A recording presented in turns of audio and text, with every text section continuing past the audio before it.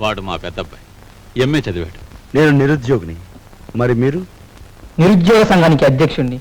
మరి ఇది ఈ పెళ్ళేంటంటారా? ఉద్యోగం లేదే పెళ్లి చేసుకోకూడదు అనుకుంటే ఫట్ అంతే, అలా ముదిరిపోవడమే. మరి మీరు? నేను ముదిరిపోవడానికే నిశ్చయించుకున్నాను. బావా రా బావా, ఇదేనా రావడం? హాల్ అంతా ప్రేక్షకులతో నిండిపోయింది. కొంప తీసి సరస్వతికి ఏమన్నా పెళ్లి చూపులా? అవును బావ. బాగుంది. మొదటి సినిమా రిలీజ్ కాకుండా రెండో సినిమాకి ముహూర్తం పెట్టేట వెనకటి గౌడ నీలాంటాడే. అది కాదు బావా. ఏది కాదు? ఇప్పటికి నా పెళ్ళై 5 సంవత్సరాల 3 నెలలు 2 రోజులు అయింది. ఇంతవరకు నా కట్నానికి దిక్కులేదు. దానికి పెళ్ళా అంటే రేపటి నుంచి దాని మొగుడు కూడా నీ ఇంటి చుట్టూ కట్నం కోసం తిరుగుతూ కూర్చోవాలా? మా నాన్న కట్నమో అని ఫైల్ చేస్తున్నాను నన్ను. గొడవ దేనికి బావా, పెద్దలందరి ముందు.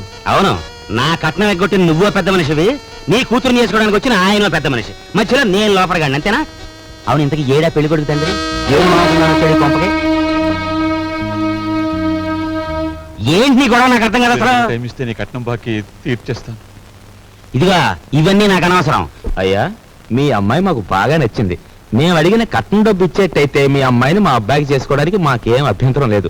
ముందుగా డబ్బేదో ఏర్పాటు చేయండి. ఏమన్నా బాలేవారే, డబ్బు ఏర్పాటు చేసి ముందు నా బాకీ తీర్చమనండి, ఆ తర్వాతే మీ అబ్బాయి పెళ్ళి. అమ్మా అయ్యా, వారు సెలవిచ్చినట్టే కానివ్వండి. నమస్కారం. పదరా. రా బావా, నా బాకీ తీరే వరకు నేను ఇక్కడి నుంచి కదలను. నీ ఇంట్లో ఏ శుభకార్యం జరగనివ్వను.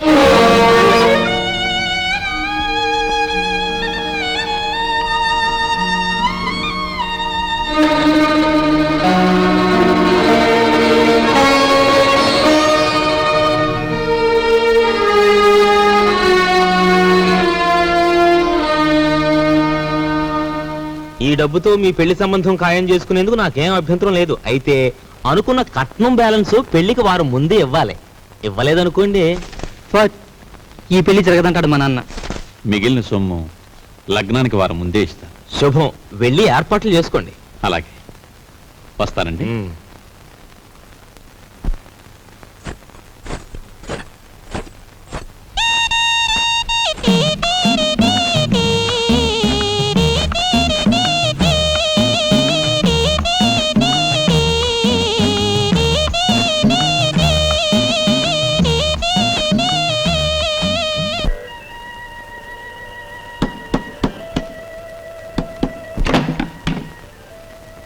లోపలికి రమంగి.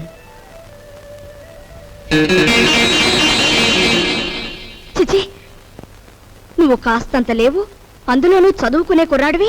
నీ గది నిండా బూతు బొమ్మలా. ఏంటయ్యా నువ్వు చదివేది? ఉండు, నీ పని చెప్తాను. అమ్మగారు, అయ్యగారు, పెద్దబ్బాయి గారు. మంగి ఇంకెప్పుడన్నా పిచ్చి పిచ్చి వేషాలేస్తూ నా వంక చూసావో జాగ్రత్త. ఇక నుంచి నీ గది నువ్వే ఊడ్చి పాచిపోగు చీపురు అటువైపడే. లేదు అమ్మగారు? వద్దు, నా గది నేనే ఊడ్చుకుంటాను.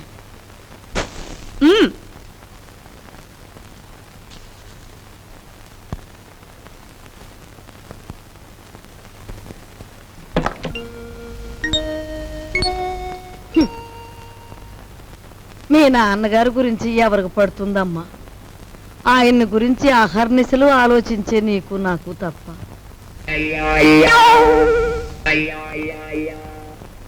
అమ్మాయి సావిత్రి వచ్చిందిగా, ఏం వండుతున్నా? పప్పులుసు చేసి. చాలే, ఆడబిడ్డ ఇంటికొస్తే పులుస్తోనూ చారుతోనూ అన్నం పెడతావా? నా తల్లికి నేతిగారులంటే ఇష్టం, అవి చెయ్యి. ఆగండి ఆగండి, అక్కయ్య వంట చేస్తోంది కదా అని సున్నుండ్లు గారెలు చేయమంటే ఆవిడకి ఎంత ఇబ్బంది ఆలోచించారా? పర్వాలేదు బాబు, ఇదో శ్రమ. నాకు తెలుసు అక్కయ్య, నీకు భూదేవుకున్నంత ఓపుకుందని. అయినా నేను ఎప్పుడైనా నాకు సేమియా పాయసం అంటే మహా ఇష్టం అని చెప్పానా? చెప్పను. పులిహోర అంటే ప్రాణం లేచి వస్తుందని చెప్పానా? చెప్పను. ఆయన అసలే మొహాట మనిషి వదినా, నోరు విడిచేది చెప్పరు. ఆ అబ్బాయి చెప్పకపోయినా ఈ ఇంటికి అల్లుడుగా వచ్చాక ఆ మాత్రం చేసి పెట్టాలని దానికి మాత్రం తెలీదు. అలా చెయ్యమ్మా. అలాగే అత్తయ్య.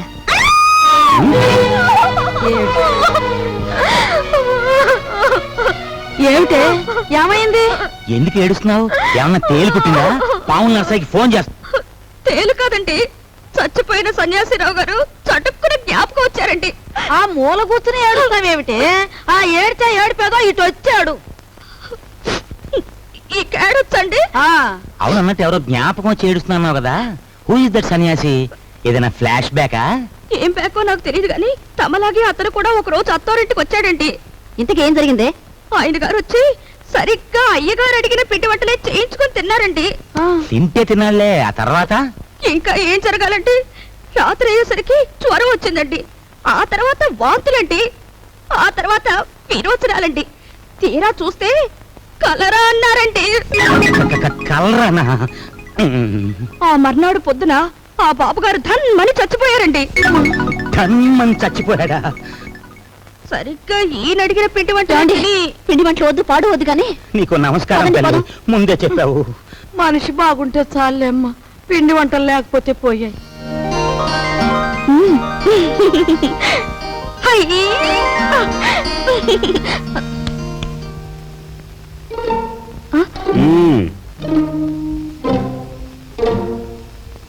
నైస్.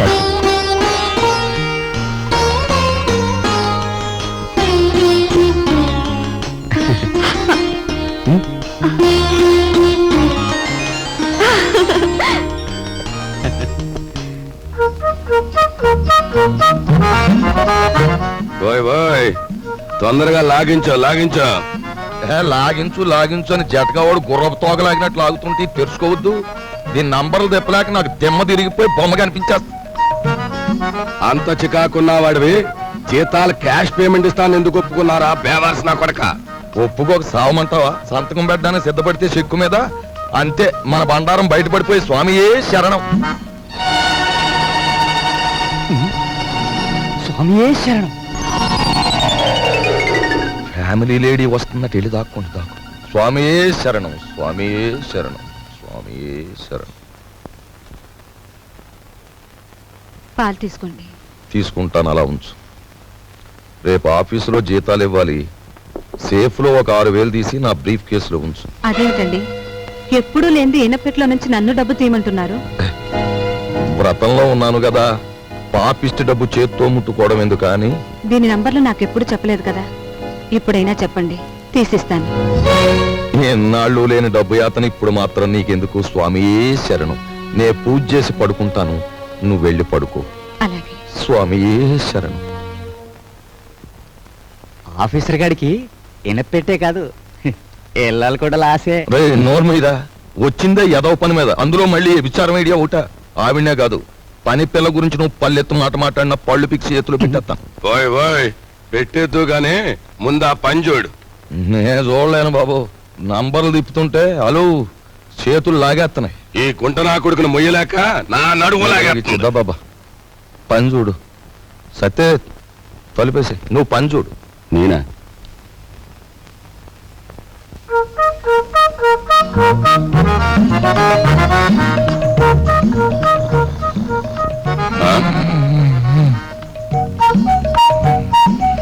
అమ్మ నా కొడక,